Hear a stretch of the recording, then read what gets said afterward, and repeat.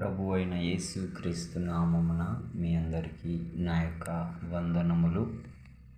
ఈ యొక్క సమయమందు మాదిరి గూర్చిన కొన్ని విషయాలను తెలుసుకుందాం.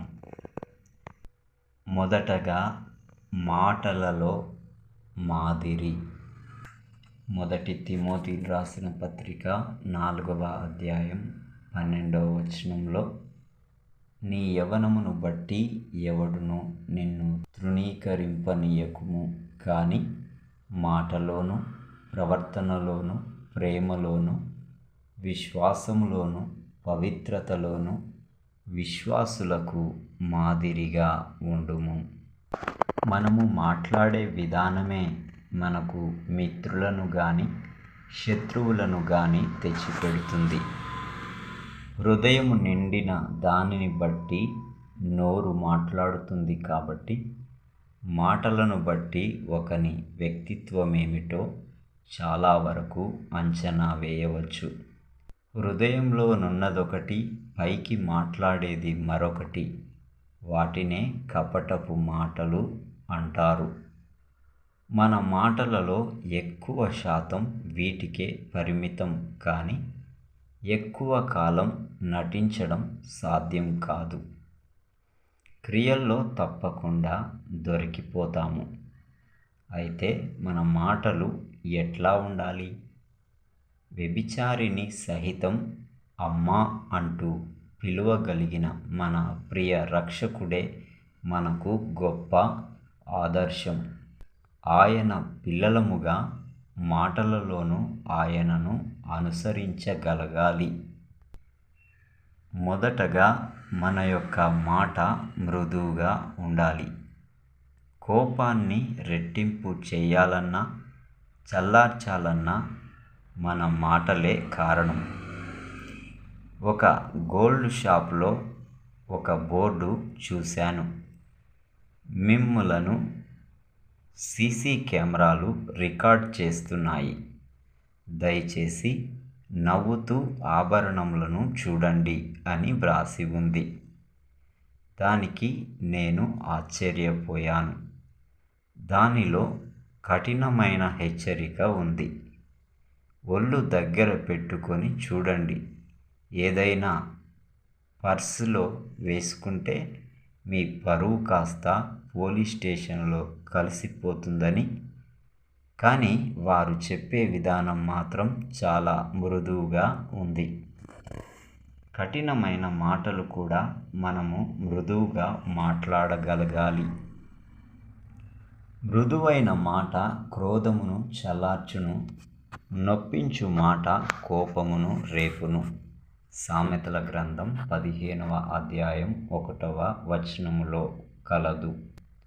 రెండవదిగా కృపాసహితంగా మన మాట ఉండాలి. ఉప్పు రుచిని కలిగిస్తుంది. అట్లానే మన మాటలు కూడా రుచికరంగా ఉండాలి.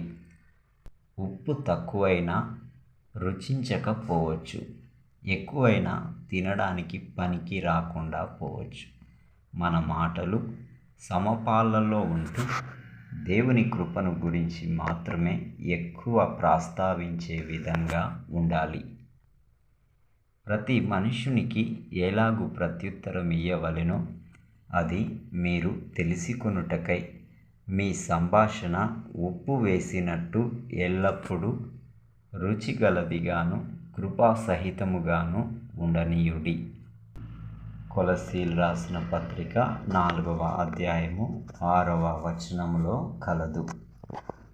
మూడవదిగా క్షేమకరంగా మన మాట ఉండాలి. దుర్భాషలు మాట్లాడటానికి వీల్లేదు.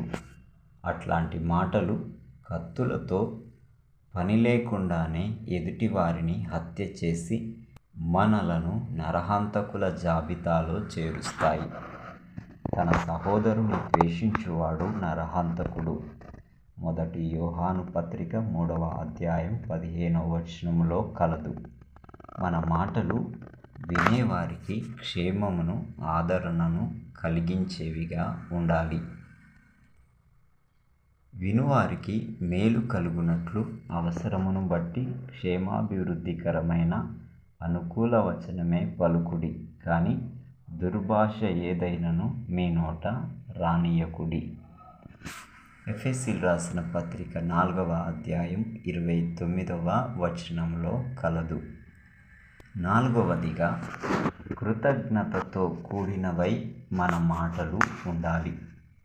బూతులు కానీ, డబల్ మీనింగ్ డైలాగ్స్ కానీ, అపార్థమునకు తావిచ్చే మాటలు కానీ, పాపమునకు ప్రేరేపించే మాటలు కానీ మనము మాట్లాడడానికి వీల్లేదు. కృతజ్ఞతతో నిండిన మాటలై ఉండాలి. అట్టి మాటలు హృదయపూర్వకమైనవి కాబట్టి ఎటువంటి అపార్థాలకు తావిచ్చే అవకాశం ఉండదు. కృతజ్ఞత వచనమే మీరుచ్చరింపవలెను, కానీ మీరు బూతులైనను, పోకిరి మాటలైనను, సరసోక్తులైనను ఉచ్చరింపకూడదు. ఇవి మీకు తగవు. ఎఫెసీయులకు రాసిన పత్రిక 5వ అధ్యాయం 4వ వచనంలో కలదు. ఆలోచించి మాట్లాడేవిగా మీ మాటలు ఉండాలి. ఎక్కువ మాట్లాడేవాళ్ళు తప్పకుండా అనవసరమైన మాటలు, తప్పు మాటలు, ఇతరులకు హాని కలిగించే మాటలు మాట్లాడుటకు చాలా ఎక్కువ అవకాశాలున్నాయి. విస్తారమైన మాటలలో దోషముండక మానదు అని సామెతల గ్రంథం 10వ అధ్యాయం 19వ వచనంలో కలదు. అదే సమయంలో వినవలసినది వారు వినలేక, విషయం అర్థం కాక సమస్యలు కొని తెచ్చుకుంటారు.